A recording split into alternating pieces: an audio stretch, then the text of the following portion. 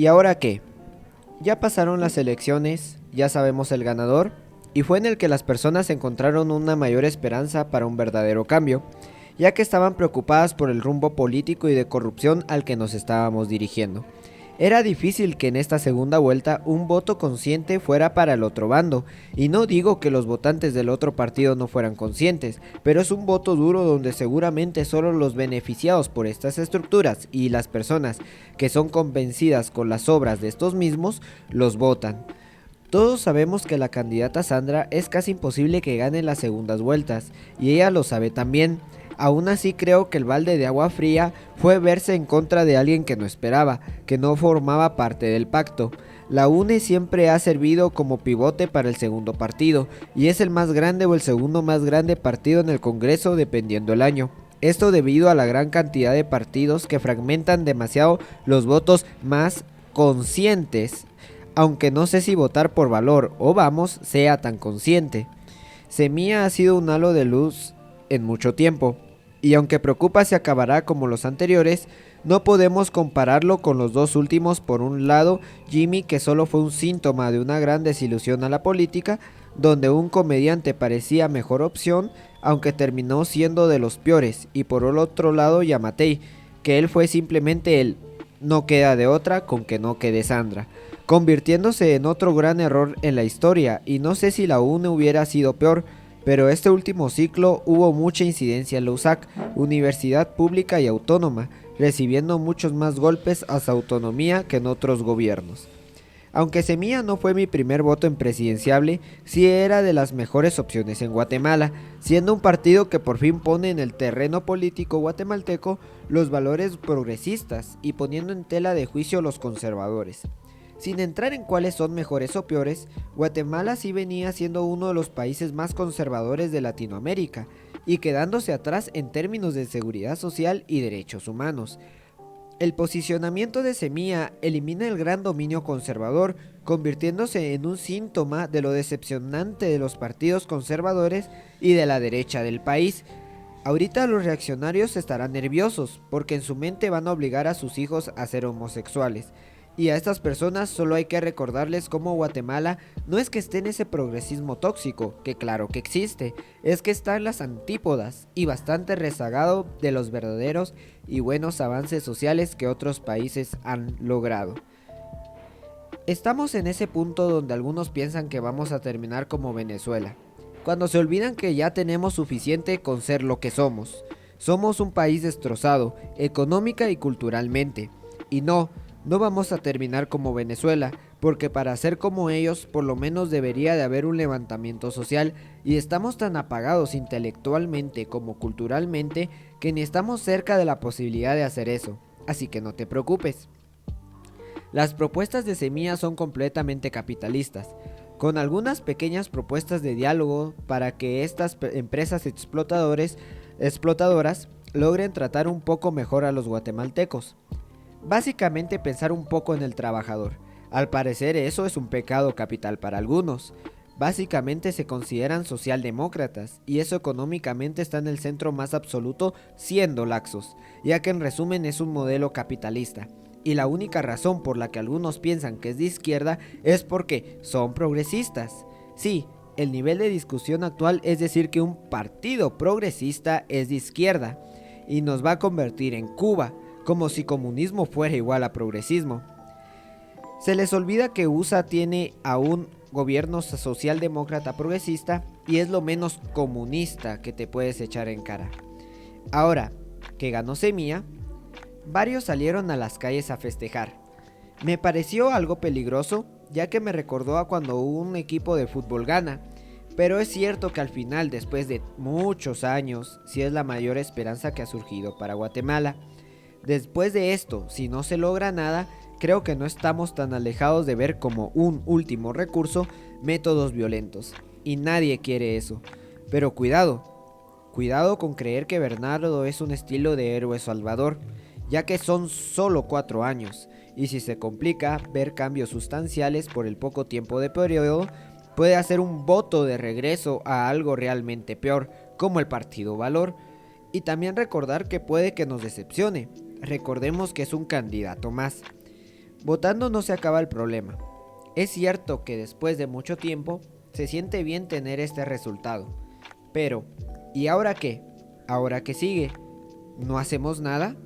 Primero hay que llevar un control a todos los procesos dudosos y que parecen un ataque hacia el partido Semilla y Bernardo. Pero sobre todo hay que hacer un cambio social, cultural e interseccional. Se debe proponer y luchar por una Guatemala con identidad por sí misma, un esfuerzo desde la educación, la ciencia, el arte, el deporte y la economía. Un esfuerzo de todos para tener o ser escritores buenos, poetas de calidad, politólogos de alto calibre, académicos top, pero que sea la norma y no la excepción como es ahora. Desde el conflicto armado interno creo que se generó un miedo compartido, pero actualmente siento que está resurgiendo algo. Y debemos que procurar que ese algo termine siendo bueno y realmente nos lleve a superar esta lógica actual y sistematizada de corrupción, de conformismo intelectual o de conformismo artístico que hemos tenido por varios años. Puede que sea por mi edad y este ímpetu revolucionario de un joven que cree que hasta ahorita puede que pase algo, como muchos en su adolescencia en el pasado pensarían que iban a hacer el cambio. Y puede que sea así, pero no me pienso como un elegido, solo alguien que logra ver que algo se está cocinando a fuego lento y quiere expresarlo. Y es algo a lo que agarrarnos, a esa lucha personal de saber que seguramente uno o tú no seas el libertador y héroe, pero que puedes formar parte de ese movimiento emancipatorio y de cambio de este país empobrecido por tantos años. Bueno, como nota final, quiero dejar en claro que cuando hablo de pertenecer a este movimiento, no me refiero a un movimiento político, ni tampoco que te metas completamente a la política, aunque es bueno saber un poco, ya que te afecta aunque no quieras, pues entre todos, impulsando en lo que estés interesado, el deporte, por ejemplo, aunque no llegues a hacer la medalla olímpica, puedes intentarlo y sobre todo, ayudar desde tu lugar, a que otros puedan acceder a metas más altas, apoyando a los que quieran practicarlo y haciendo comunidad. También intenta ir más allá de lo básico, habla de temas más profundos con tus conocidos, familia o amigos. Si a alguien más cercano o a alguien cercano le gusta la música, la pintura o algo más, apóyalo e incentiva a que continúe, pero sobre todo comenta y critica lo que puede mejorar, ya que si entre todos nos damos palmadas solo por ser del mismo país, no vamos a avanzar ni entregar al mundo nada interesante. Así que no tengo una respuesta definitiva al ¿y ahora qué? Pero con que te lo preguntes, saques conclusiones y hagas ese cambio, creo que es un buen comienzo. Por mi parte, con compañeros estamos tratando de hacer ese cambio. Así que, esta pregunta es para analizar y que tú saques tus propias conclusiones de qué se puede hacer. Bueno, soy Marito. Yo soy Fermat y nosotros estamos más allá que acá. Y bueno, capítulo de política tenemos hoy en este sentido. ¿Qué tal? Interesante todo el tema que planteas respecto al ¿y ahora qué? O sea, creo que es la pregunta que no nos hacemos inmediatamente. Es como primero viene la celebración, primero viene el sí se pudo, todos lo logramos que Semilla ganara. Y después de esta celebración es como de ¿y el ahora qué? Es como de un sentimiento de realmente va a haber cambio. Y hay muchas personas que se quedan solamente como en la primera emoción y ese festejo y decir, bueno, ya cumplí con mi deber político, hay que festejar, todo va a cambiar porque yo ya logré votar y por quien voté ganó. Y ese es un poco el problema. Precisamente son muy pocos los que se llegan a preguntar, bueno, ¿y ahora qué hacemos? O sea, ¿qué toca después de que hayamos votado? O sea, no podemos dejar todo en las manos de un partido o todo en las manos del Estado. Necesitamos hacer algo. Entonces, empezar por ahí creo yo que podríamos dar respecto a cuál es el deber político. Sí, yo al escribir el texto lo primero que pensé fue en este problema, que es que muchas personas al terminar las elecciones creen que ya ahí acabó su trabajo que deben que hacer en el país y por lo consiguiente la política, porque todo lo que se logra en el país o todo lo que se hace en un país tiene que pasar por la política, inevitablemente. Yo sé de que no a muchos les gusta la política porque se ha desvirtuado por políticos realmente malos, sobre todo aquí en Guatemala, pero en la mayoría del mundo está pasando esto, la desvirtuación, ¿sí? La desvirtuación de los políticos en el campo moral más que todo, o en el de la corrupción. ¿Por qué? Porque las personas dicen, ok, ellos nos están robando, ellos se están quedando con el dinero, ellos están trabajando, o están ganando dinero a costa de todos nosotros. Yo no quiero formar parte de la política. Y creo que ahí va el primer análisis mal. ¿Por qué? Porque debería de ser completamente al revés. Ellos están robando, ellos están actuando mal en la política, entonces yo voy a hacer lo más que pueda en mi poder de un ciudadano para poder cambiar esto, ¿verdad? Que claro, como individuo es muy difícil hacer este cambio. Un individuo no puede hacer un cambio porque lo de los mesías, por así decirlo, no es muy complicado lograrlo. Pero pues al final formar parte de un cambio social también depende de que uno esté dispuesto, o sea, cada individuo esté dispuesto a formar un grupo social que busque este movimiento emancipatorio, como venía diciendo en mi texto. Entonces creo que el deber aquí en Guatemala debería de ser no quedarse en ya hice, ya voté, es lo que me tocaba, que algunos ni siquiera votan porque están tan descontentos que ni siquiera votan o votan nulo, que los que votan nulo... Es interesante lo del voto nulo, pero no sé si lo vamos a tocar, podríamos tocarlo un poco, pero creo que lo del deber en la política se está desvirtuando mucho y es interesante hablar de por qué.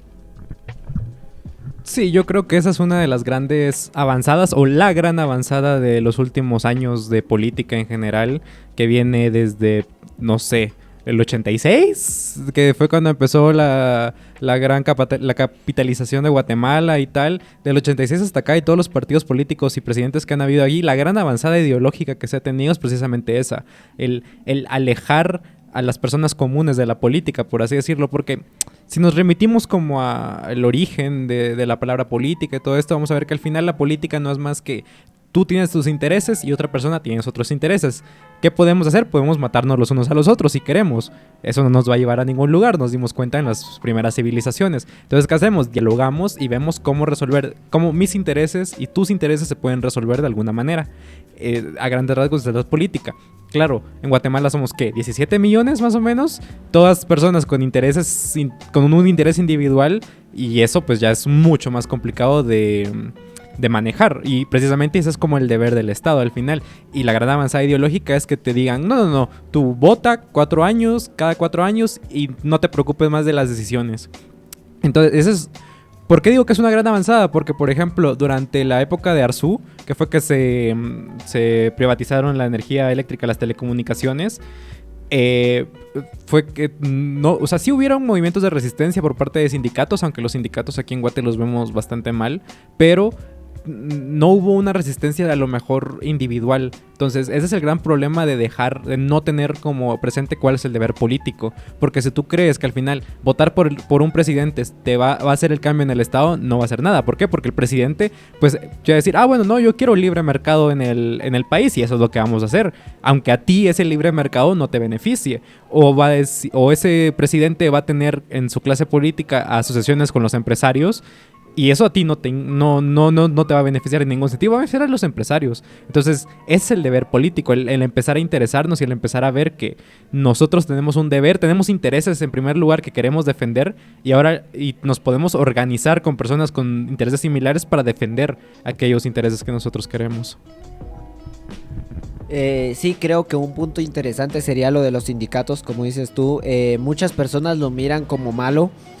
A ver, creo que también los sindicatos en muchos sentidos se lo han ganado a pulso, porque muchos sindicatos se han corrompido. Pero esta corrupción creo que viene ya sistemáticamente.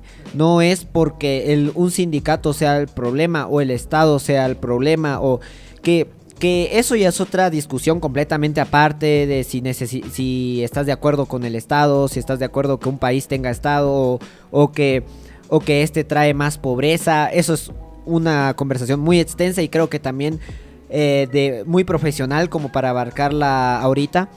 Pero lo que sí no podemos evitar decir es de que en otros países el Estado funciona mucho mejor, ha ayudado mucho a que haya evolucionado el país a algo mejor, y los sindicatos también son una gran fuerza para prevenir esta corrupción. El problema es que en Guatemala ya está tan corrupto todo que cualquier sindicato que se cree, pasan dos cosas: o los eliminan con todo lo que pueden, o sea, amenazándolos, tratándolos mal, o intentarlos sacarlos a toda costa, o los compran, ¿verdad? Intentan corromperlos. Pero esto, ¿por qué se puede hacer? Bueno, yo creo que es muchas veces por las capacidades que ya han logrado tener estas personas corruptas y estos poderes, pero sobre todo en cómo está formulada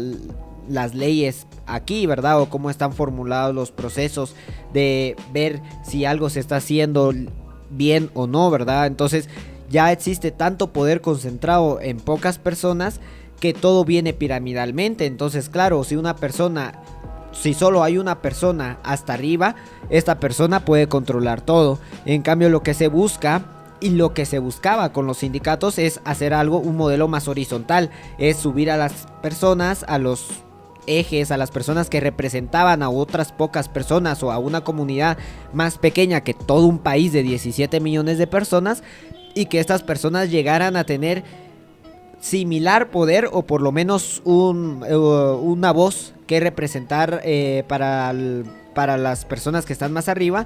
Más no se logró así, siguen siendo subordinados que simplemente o muere el sindicato o termina apoyando a la persona.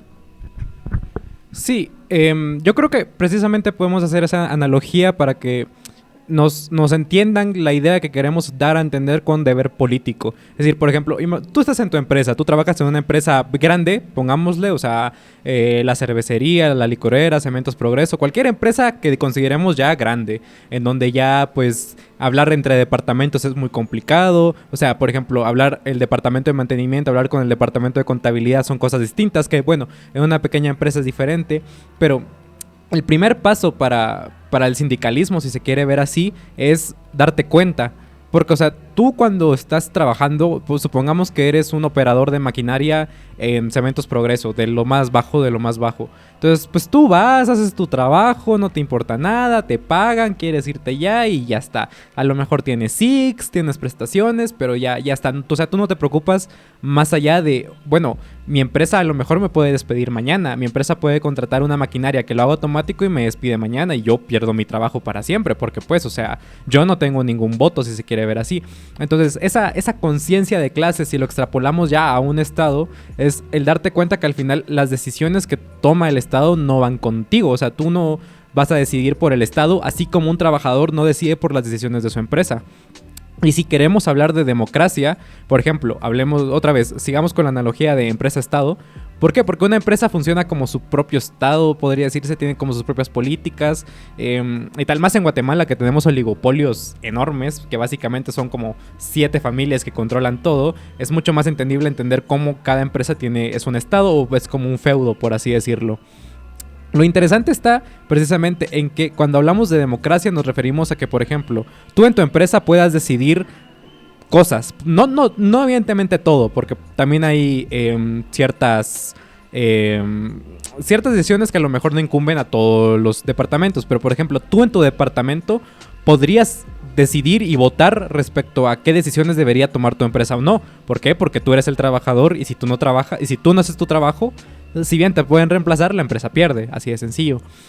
Entonces, tú como trabajador tienes que ir y ser capaz de decidir, de decir, bueno, ¿compramos nueva maquinaria o no compramos? ¿Qué dicen ustedes? ¿Pueden hacerlo? Tal, así. O sea, hay decisiones que podrías tomar. Y cuando lo transferimos al Estado, esa misma idea se mantiene de democracia. El hecho de que tú no solo votes a alguien y que te represente, sino que tú ejerzas ese poder de voto y decidas cosas del Estado por ti. Es decir, a lo mejor si tu municipalidad quiere dejarle un pozo a una empresa privada, que tú puedas votar y decir, no, yo no quiero que esta empresa privada lo haga. Pero como estamos tan acostumbrados, que es lo que yo decía de la avanzada ideológica, de que tú no tienes que preocuparte y dos, tú no tienes el poder para hacerlo, pues no lo vamos a hacer. Y entonces, si bien entiendo el tema de la corrupción, que yo creo que podríamos ir un poco más por ahí también, porque, por ejemplo, pues se supone que esa es la idea del Congreso, ¿no? Que el Congreso está hecho para que hayan distintas voces y tomen decisiones, pero ¿qué hacemos cuando todo eso está corrupto entonces? Sí, bueno, principiando con lo que tú dijiste de preocuparse o de si te incumbe o no lo que haga la política o los gobernantes en tu país, hay muchas personas o hay muchas voces que te van diciendo, no, eso no importa, ya qué más da, ya están corruptos, mejor yo trabajo, mejor trabaja para lograr sobresalir. Hay que trabajar y no estar pensando en lo que dicen los políticos. Bueno, el problema es de que si no te incumbe, igual te sigue afectando. Si tú no participas, igual te sigue afectando. Cuando estas personas hacen de que el salario mínimo no suba, aunque sea que la canasta básica sí esté subiendo, te está afectando. A ti no te puede importar, pero ya después de un año de estar trabajando con el mismo sueldo en McDonald's, que es el sueldo mínimo, posiblemente no te vaya a alcanzar lo que te estaba alcanzando a principio de año o hace 2 años. Y claro, y tú dirás, pero si yo estoy trabajando lo mismo o hasta estoy trabajando más y me alcanza para menos. Claro, y por eso es de que muchos de ellos, de los que les interesa que no te preocupes, porque para ellos, si tú no te preocupas, mejor. Para ellos mejor, porque entonces tú no estás diciendo nada, no haces problemas, no tienen que hacer cambios, se sigue corrompiendo aún más todo. Pero el problema es de que a ti te afecta, inevitablemente, quieras o no quieras, porque después tú vas a ser el que va a estar sufriendo. Esas personas van a tener dinero, van a estar robando, van a seguir viviendo relativamente bien, y tú vas a ser el que vas a estar viviendo mal o peor. Entonces creo que ese sería el punto. Ahora, con lo de la corrupción es difícil, porque el problema es que ya todo se ve tan corrupto que uno dice hasta qué punto uno puede entrar. Y yo creo que es lo que estamos viviendo ahorita mismo en Guatemala, que Semilla y Bernardo Arévalo con Karim, si no estoy mal se llama Karim Herrera, ellos fueron electos y ahorita les están atacando. Para quitar a Semilla de las posibilidades elegidas, así ningún diputado tendría de Semilla voz en el Congreso. De hecho ya avalaron que le quitaran el poder a Semilla, o se me fue el nombre ahorita exactamente, pero sí es algo que hace que Semilla no pueda tener, sus diputados electos no puedan tener voz ni voto en el Congreso. Bernardo Arévalo, Karim Herrera están siendo atacados por todos lados. Quieren regresar a que ya no sea electo. Entonces es el punto difícil de ver hasta dónde, porque imaginemos que logran quitar esta candidatura. Entonces, ¿qué sigue? ¿Cómo? O sea, si ni siquiera eligiendo al gobernante se puede hacer un cambio, ¿qué es lo que nos toca? Y ese es un problema, porque inevitablemente uno piensa en revolución, conflictos ya más agresivos, bélicos. Y pues nadie quiere eso, entendiblemente, porque yo creo que cualquier conflicto bélico es la última opción que se toma. Pero el problema es, ¿se está volviendo ahorita la única opción? Pues esperemos que no. Pero creo que sí es un tema muy interesante, porque lo de la corrupción lleva inevitablemente a decir, ¿es posible hacer un cambio siguiendo las vías legales, entre comillas, o las vías posibles? o hay que saltarse hay que saltarse leyes, hay que saltarse la seguridad nacional, que muchos dicen que eso me parece muy chistoso. Que hay muchos abogados, y más me parece chistoso en la San Carlos, porque hay un conflicto, o hay un gran conflicto con los de derecho, porque no sé qué piensan, pero dicen, no, es que la ley dice esto, no, es que la ley de la universidad dice de que sí se puede esto, esto y esto, no, pero dice que no se puede hacer esto, y es como de, ya, pero todo lo que dice hace que los que estamos abajo no podamos hacer nada. Entonces en algún momento debemos que decir, vaya, leyes de mierda, hay que cambiarlas básicamente. Entonces yo creo que es un punto donde cuesta imaginarse hasta qué punto uno puede lograr hacer algo por unas vías entre comillas legales o posibles. Sí, los abogados así son. Si fuera por los abogados se cogerían a la Constitución. O sea, los abogados tienen sueños húmedos con la Constitución. Yo no tengo pruebas, pero tampoco dudas. Pero retomando un poco lo que decías de Semilla y cómo les están intentando quitar el cierto poder político, o sea, están utilizando todas las herramientas posibles para quitarles. O sea, y eso es lo que a veces no se entiende cuando hablamos de estructuras y sistemas. O sea, cuando hablamos de que el sistema está corrupto, no nos referimos a que solo tú no nos referimos a que solo tú entrando vas a empezar a robar, sino que también hay toda una serie de estructuras y herramientas que funcionan para quitarle el poder o para que el poder favorezca a algunos. Ese es un problema sistemático. O sea, el problema sistemático está en el hecho de que ellos puedan imponer amparos o imponer lo que sea y quitarles el poder a cierto partido. O que digan, no, es que ustedes hicieron algo mal aquí, no los podemos hacer. Ese tipo de herramientas, si bien apoyan la libertad, entre comillas, sea lo que eso significa, de partidos, porque al final pues se puede imponer lo que sea, porque si no se pudiera hacer eso, pues el partido sería un totalitarismo, por así decirlo, de ya se eligió, no se puede hacer nada. También es un plano para la corrupción, pero lo interesante es que esos ataques son por conservadores, o sea, es precisamente todo el estado conservador que tenemos, o sea, señores que tienen años y años en la política, que ya crecieron y van a morir en la política intentando quitar ese poder. Y si quieres, a mí se me hace interesante lo que tú decías, de que al final el hecho de que ver a tantos corruptos te hace pensar, no, ¿para qué vamos a hacer algo si nada va a cambiar? Todos son corruptos. Y es como de, no necesariamente, o sea, precisamente que tú pienses eso, ese nihilismo político, si se quiere ver así, de pensar, no, nada importa, no va a cambiar aunque yo haga las cosas, es precisamente lo que hace que las cosas se mantengan como están.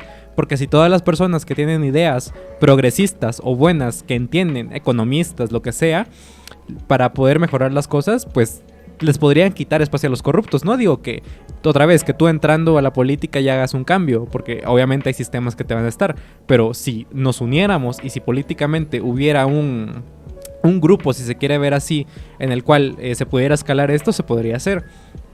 Pero si quieres, esto lo podemos enlazar con el tema de progresistas versus conservadores. Cómo estas últimas elecciones, por lo menos mediáticamente, no sé si tal vez políticamente, mediáticamente sí fue mucho de conservadores contra progresistas. Creo que la juventud se levantó hasta cierto punto, de que ya los que tenemos 20, 18 años dijimos, por fin tenemos posibilidad de votar.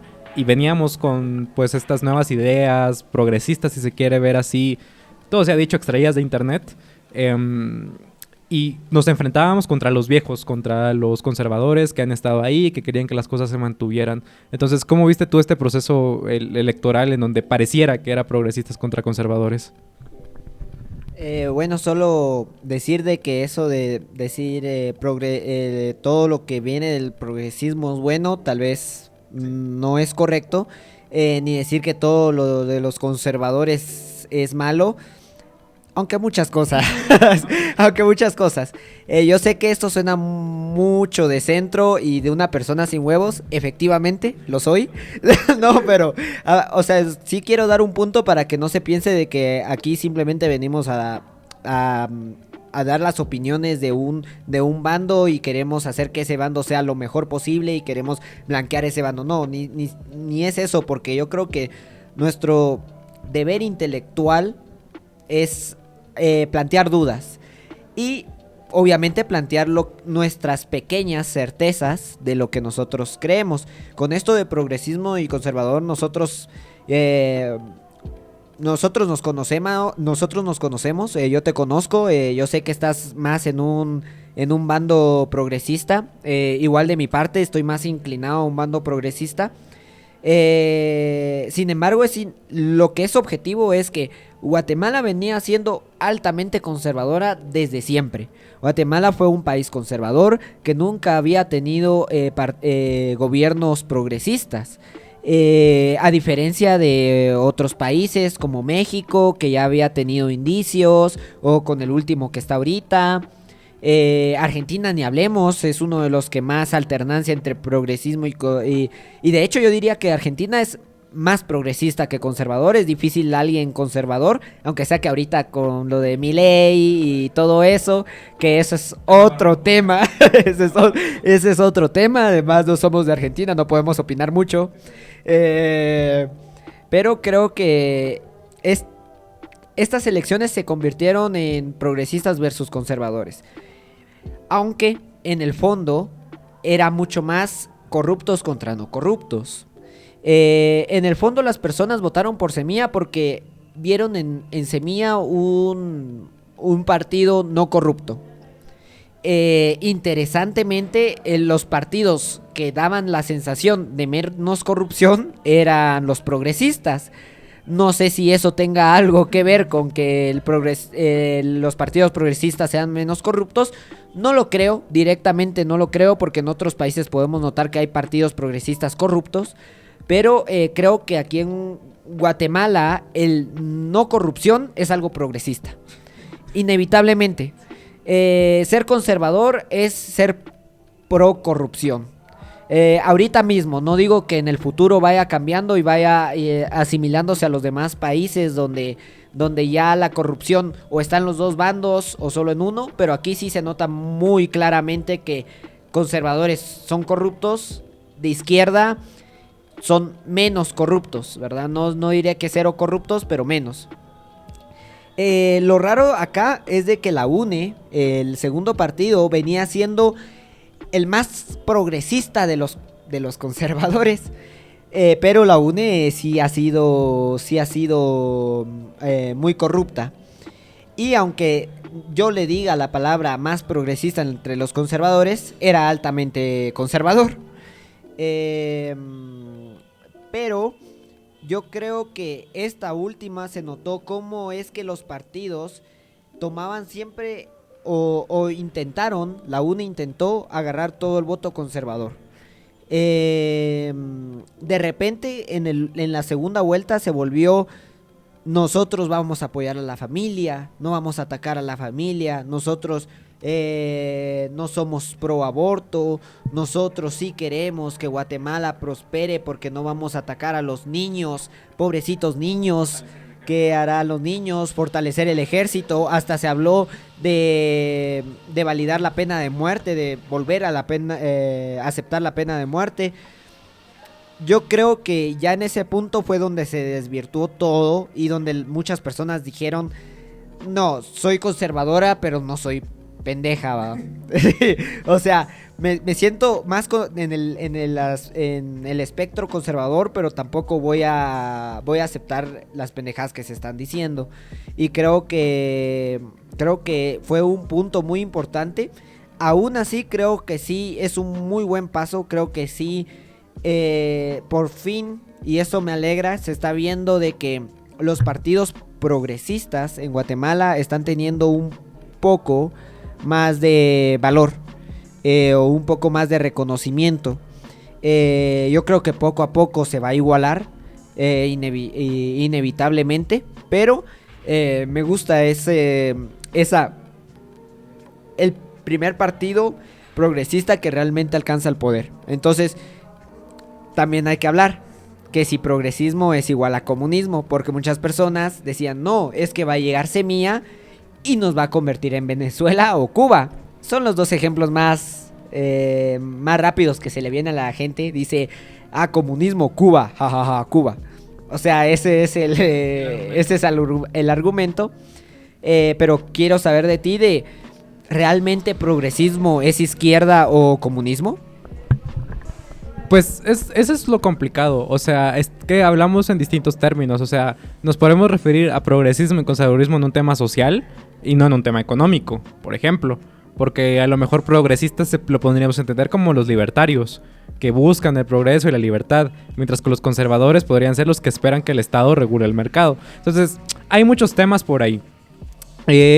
Principalmente yo creo que esta avanzada ideológica progresista se dio, como te digo, por los jóvenes, idealmente. Yo creo que nos ha llovido mucha ideología de los gringos y pues, quiera que no, mediáticamente, pues al final temas LGBT, temas pro aborto, temas feministas, temas sociales, temas ecológicos, nos han terminado regando, aquí nos han comido como gotas ideológicas aquí, que nos han hecho pensar y nos han hecho, por lo menos a los jóvenes, meternos más en estos temas y decir, bueno, es cierto, a lo mejor tenemos que hacer otras cosas o podemos pensar diferente.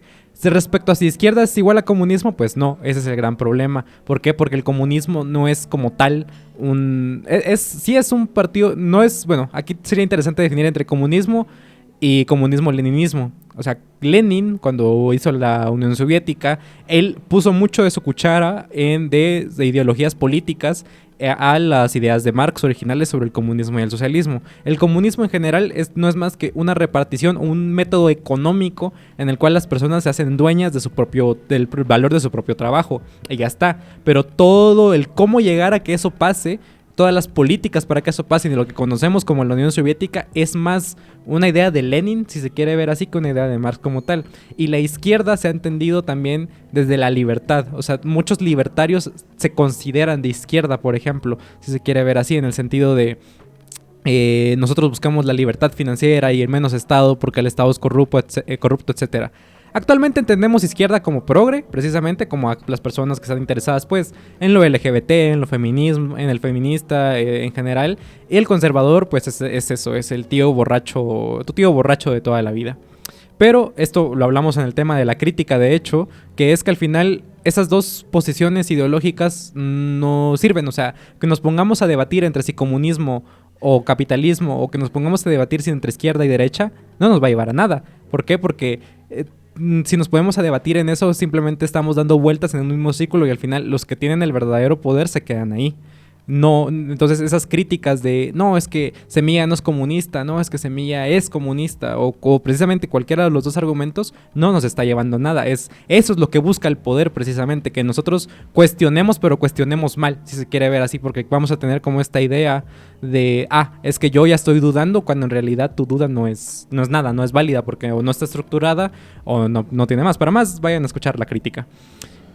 Aquí podemos ver también respecto a cómo Semilla no es un cambio completo. O sea, Semilla, para mí, yo te lo he dicho muchas veces, el gran problema de Semilla es que son muy blancos. O sea, tú los ves y dices, obviamente están muy interesados como en temas sociales, pero temas sociales desde el privilegio, si se quiere ver así. Muy blancos. Son muy blancos. Saludos a Marce, de la diputada, que es blanquísima, pero bueno.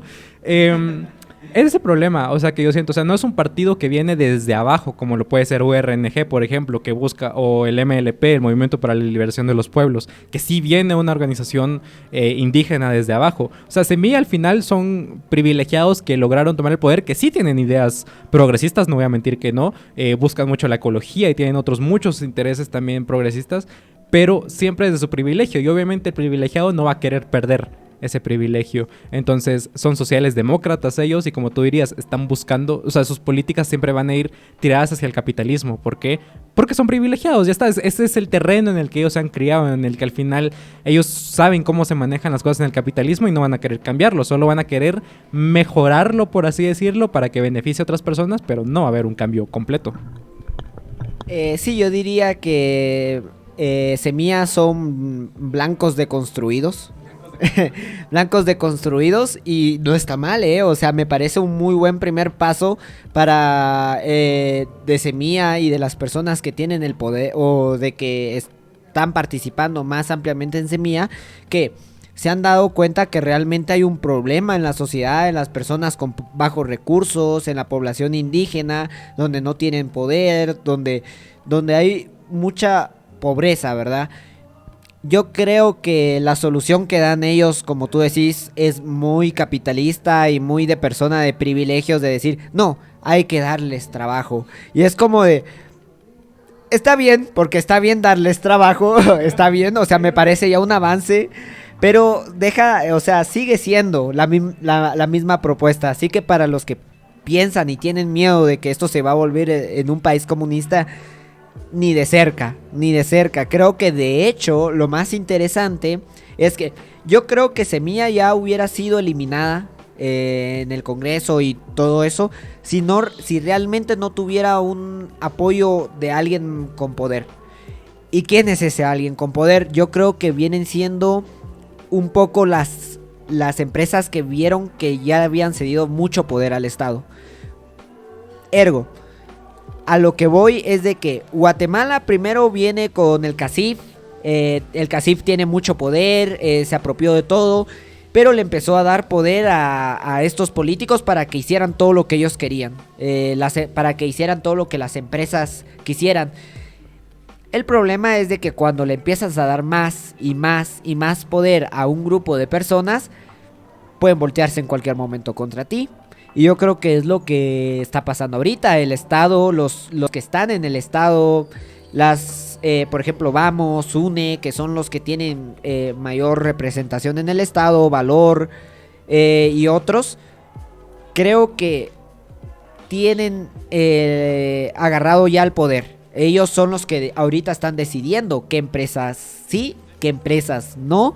Y obviamente a las empresas poderosas que les están, que ya encuentran un poco de peligro en ese poder extra que se les da a los políticos, ya dijeron, sí, es mejor que se vayan yendo, ¿verdad?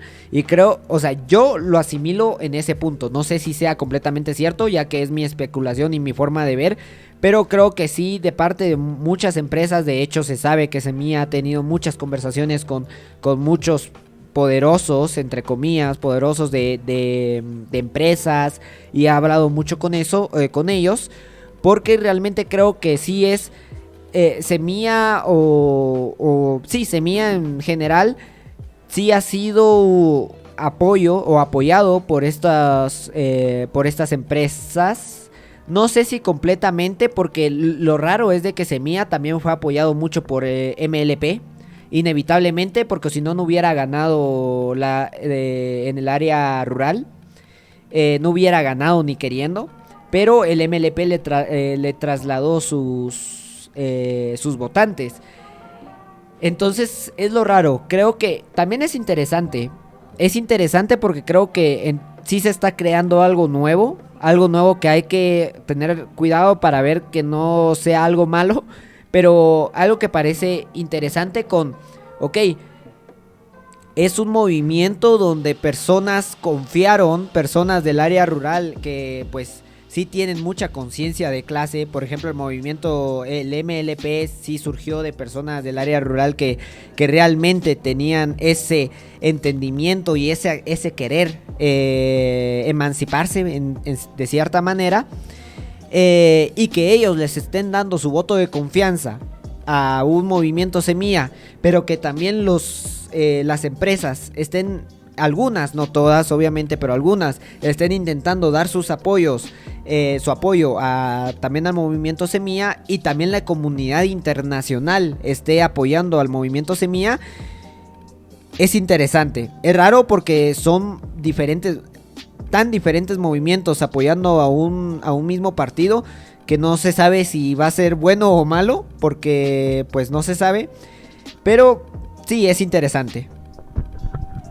Sí, completamente. Y aquí quisiera mencionar algo respecto a lo que hablamos, que es el hecho de que no hemos hablado, que es el hecho de que al final la clase política es una clase social. O sea, si tú quieres ser presidente, más te vale que empieces desde los 2 años, porque si no va a ser básicamente imposible que te metas ahí a menos que logres hacer bien una carrera.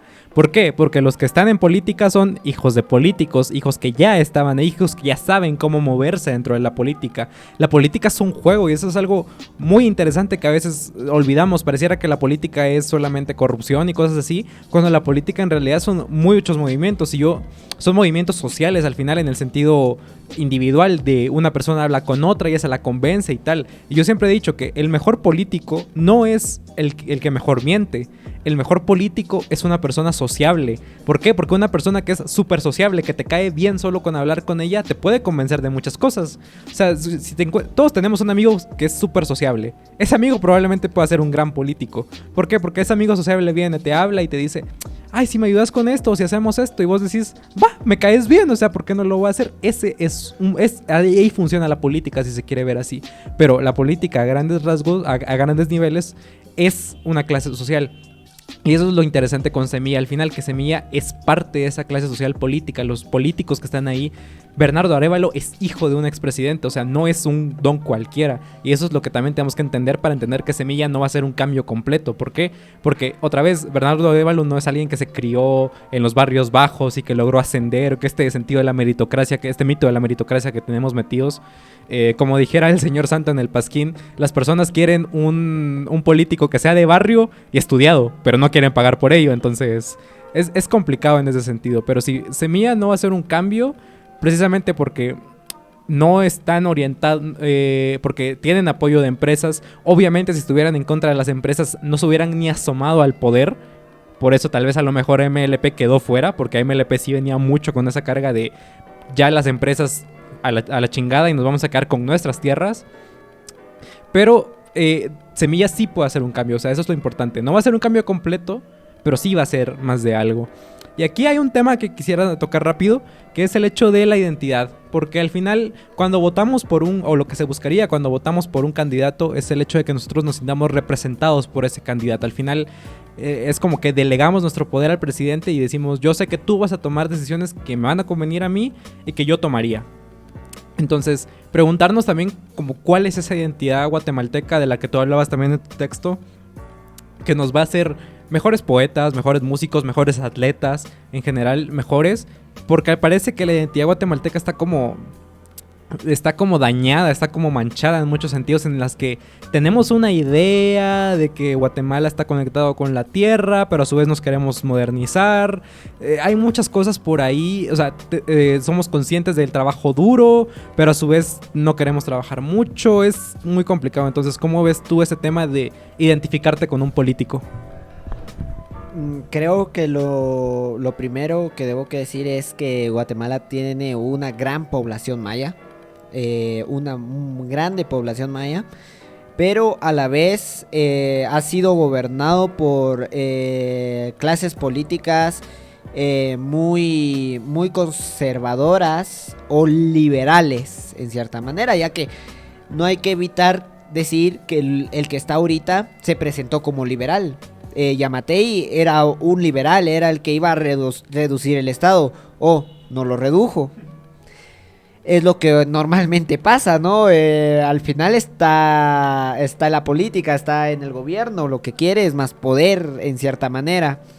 Entonces, creo que en la identidad, como tú dices, siempre hay un pensamiento de más conectado con la naturaleza o conectado con cosas más místicas, por esto mismo de la gran comunidad maya que se tiene. Al final, aunque tú quieras ser más estadounidense que muchos white malans, quieren asemejarse a Estados Unidos y no es de que somos más modernos y modernizar y todo eso, inevitablemente uno se siente conectado con sus ancestros, ¿verdad? O sea, cuando tú comes pepián con tamales, un chipilín, un chuchito, estás siendo guatemalteco en cierta manera, estás conectándote con tus ancestros que hacían estas comidas o que principiaron a hacer estas comidas. Entonces creo que es muy interesante hacer esta distinción porque también el internet que ha venido a, por ejemplo, las que estamos más afectados en ese sentido, sería obviamente la capital, Quetzaltenango y no sé, hay otras ciudades un poquito más grandes como San Marcos o otras que ahorita no se me viene a la cabeza, pero que realmente tienen esta ilusión de modernizarse, ¿no? Y también creo que de ahí viene un gran problema que ha sido mucho sobre la individualidad, sobre por qué ha sido tan promovido la idea de si tú quieres, tú puedes. O esa idea de que, por ejemplo, Eric Barrondo gana medalla de plata y dice, no, ya viste, es que si tú quieres, él inició sin un calzado bueno, donde le dolía y pudo, y es como de, güey, no te deberías de enorgullecer por eso, o sea, qué bueno que él lo haya logrado, de hecho, sí es alguien para admirar, porque realmente viene de un lugar muy empobrecido, donde él tuvo que esforzarse demasiado, pero realmente no es para enorgullecerse. Y no digo no enorgullecerse por él, sino que por lo que tuvo que pasar para lograr hacer eso. Realmente creo que esperar a que un niño salga o un joven salga superdotado en algo o que salga con unas capacidades realmente impresionantes hacia algo y esa sea la única opción para hacer que alguien sea de éxito acá, es muy triste.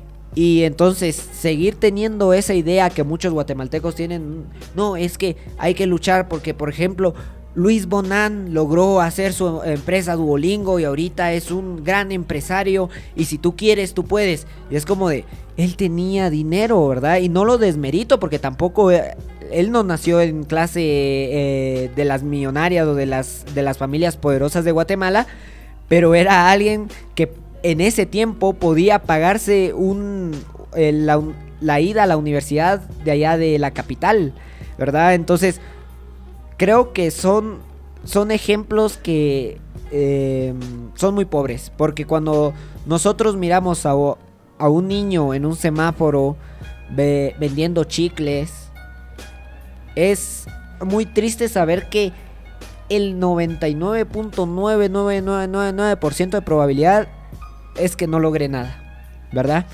Es igual que con lo de pollo campero no o pollo albamar, que dicen, no, es que ellos empezaron vendiendo en el mercado, en su champita de pollos, y mira dónde lograron, y es como de sí, y ya sabes cuántos han intentado vender pollos en el mercado.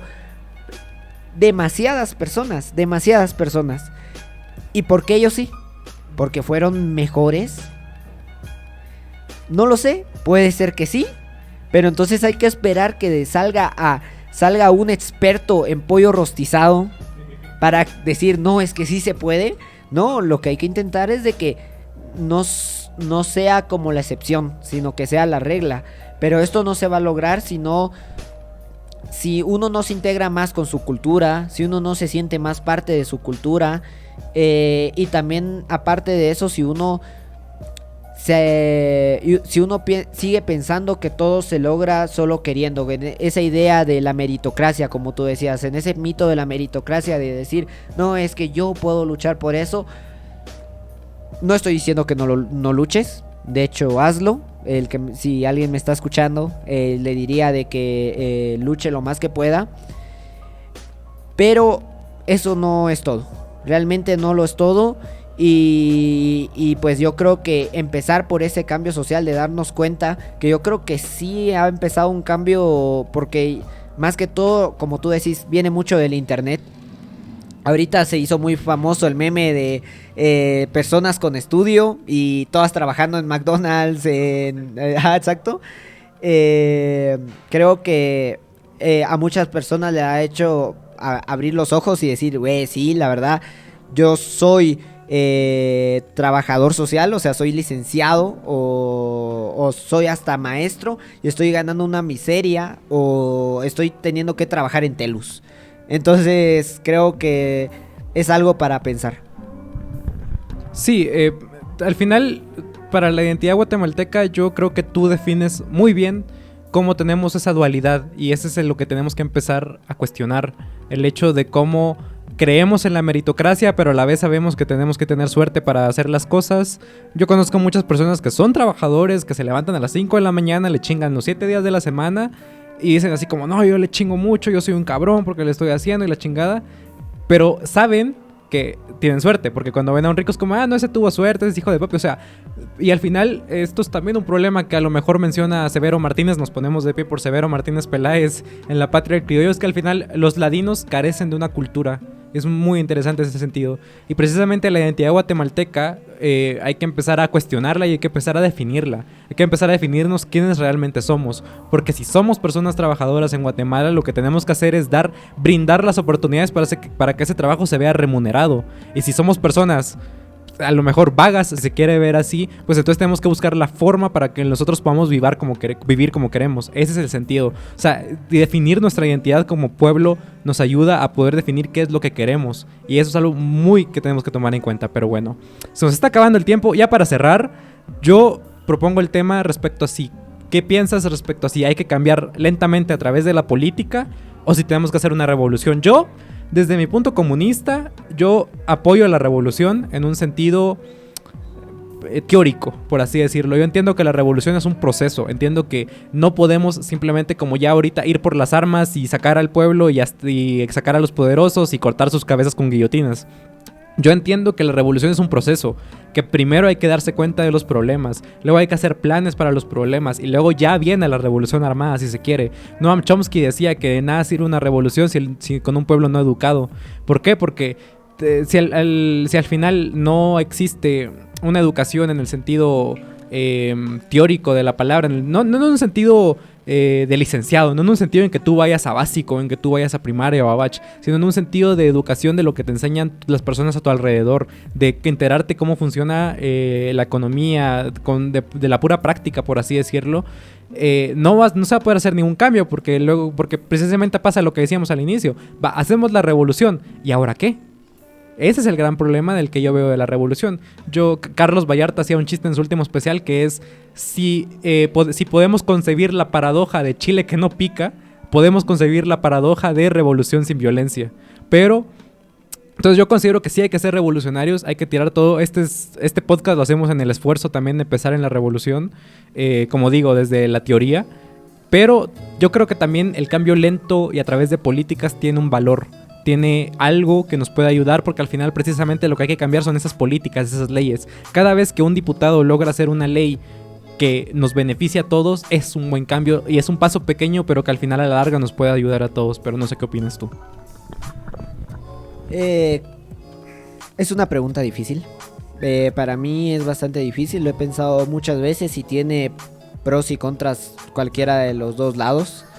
Creo que una actitud revolucionaria, sí, absolutamente sí, una actitud revolucionaria, pero una actitud revolucionaria no significa hacer una revolución con armas, aunque el problema viene, por ejemplo, cuando nosotros estábamos hablando de Malcolm X, que a veces pareciera que no hay otra solución. Ese es el problema, cuando realmente... por ejemplo, cuando querían hacer una manifestación en Costa Rica por la Universidad de San Carlos de Guatemala, aquí porque se reunió el rector, que hay muchos problemas en la San Carlos por eso. Entonces los estudiantes de Costa Rica hicieron la manifestación y uno de los que estaba ahí organizando la reunión dicen, no, pero es que ustedes entonces hubieran mandado un email para hacer, para definir en qué hora. Y es como de, ¿cómo así, güey? O sea, me lo van a rechazar, güey. Y de hecho ellos dijeron, mandamos un correo para preguntar por qué se estaba invitando a esta persona y no nos contestaron, porque claramente no lo iban a hacer. Entonces es el punto de hasta qué punto nos escuchan, ¿verdad? Hasta qué punto esas personas, si nosotros venimos y les pedimos por favor, nos van a escuchar. yo creo que es un problema grande definir si hay que hacer una revolución como tal. Yo, como digo, una actitud revolucionaria, claro que sí. Empezar a intentar hacer algo más, a cuestionarse el poder, a cuestionarse lo que los que están arriba hacen contigo y hacer mini revoluciones. Por ejemplo, intentar crear un sindicato en tu trabajo. Intentar hacer un grupo entre los maestros de tu colegio para que cuando el director o la directora estén en contra o quieran despedir a uno, los maestros digan qué está pasando. O sea, todos eso que que se puede hacer sin violencia, creo que es sí debe que ser obligatorio. El problema es ahora vamos a los cambios lentos. El problema de los cambios lentos es de que deben que haber personas dentro del sistema que no sean corruptibles. Y el problema de eso es pensar que hay personas que sí tienen esa idea, de ser algo más. O sea, como que esa idea de alguien noble, alguien incorruptible, de una persona que aunque sea que esté rodeada de personas malvadas, va a seguir siendo la mejor persona del mundo. Entonces, hacer eso es difícil. Yo creo que mi punto de vista, creo que ahí sí comparto con el Hobbit de Migala, que la charla que tuvo con la de Semilla fue muy duro de escuchar. pero creo que sí hablaba de cuando se quiere hacer un movimiento revolucionario,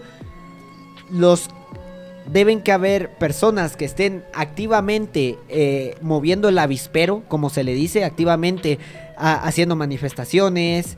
Deben que haber personas que estén dispuestas, si es el último caso de entrar en peleas, en conflictos bélicos. Claro que sí, eso creo que los conflictos bélicos, como digo, es la última opción, pero está la opción. Pero creo que sí deben que haber personas que agiten el avispero. Por eso es de que el diputado, se me fue el nombre, que ahorita estaba que lo sacaron, que no lo dejaron competir o correr en la carrera electoral, que es de el partido Voz, si no estoy mal. Él movía mucho el avispero y a mí, yo iba a votar por Voz en diputados, al final no lo hice, pero lo iba a votar solo por él. Porque sí debe que haber gente que haga más presión, que esté moviendo, que esté incordiando a los poderes, porque los poderes, si no se sienten incordiados, no van a cambiar nunca.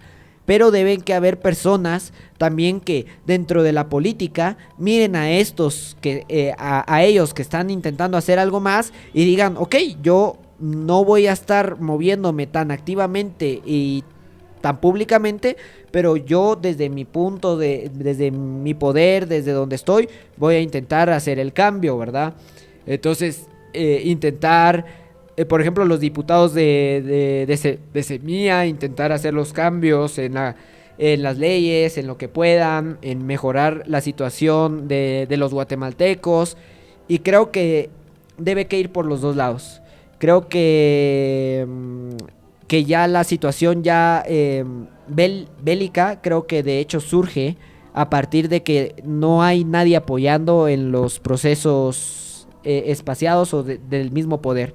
Entonces, si no hay nadie que esté apoyando dentro del mismo estado, por así decirlo, grupos que estén apoyando dentro del mismo estado, si no hay, creo que entonces cuando las personas sienten que no hay otra opción que lo bélico, porque pues obviamente no hay otra opción, pero creo que por el momento sí existen todavía grupos dentro de los poderes. Por ejemplo, este es el mismo Semilla,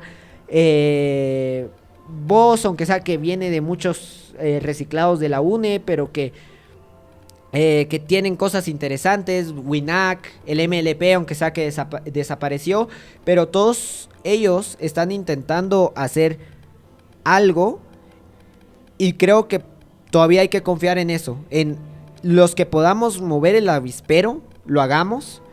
Pero los que podamos hacer algo ya dentro de la política más espaciado también, porque entonces nunca así no llegar a un conflicto bélico, sino que ya de las dos vías lograr lo más pacíficamente el cambio. Sí, tú citabas a Malcolm X y como citando a Malcolm X en su charla, es el voto o la bala. Así de sencillo. Ya hicimos nuestro voto, ahora toca ver si viene la bala. Ahora toca ver si al final Bernardo va a poder hacer algo bueno, si Semilla va a poder hacer algo bueno. Y si no, tal vez a lo mejor vamos a tener que hacer la revolución. Pero como tú dirías, algo a fuego lento se está cocinando. Yo creo que son tiempos muy interesantes en Guatemala, tanto para ser un intelectual, como para ser un político, como para en general hacer algo. Guatemala no somos un país que ha crecido exponencialmente como Costa Rica, no somos un país que está empobrecido como Haití, somos un país que va en la media, que vamos poco a poco, no crecemos mucho, no bajamos mucho.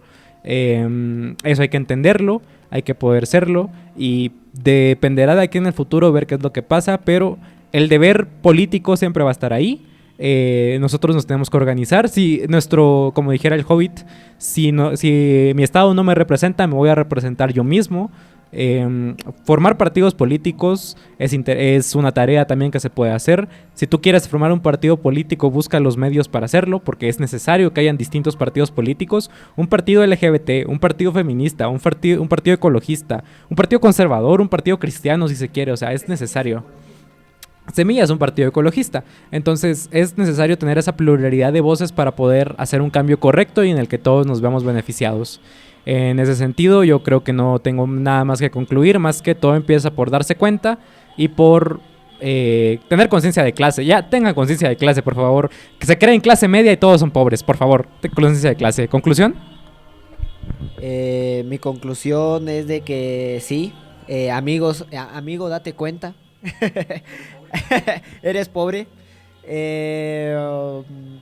No te queda nada más que cambiar la estructura, porque si no cambias la estructura vas a morir pobre, pensando que es tu culpa, porque eso es lo más triste, que hay personas que realmente mueren pobres pensando que es su culpa, porque no lograron ser lo suficientemente buenos. Y yo les diría no.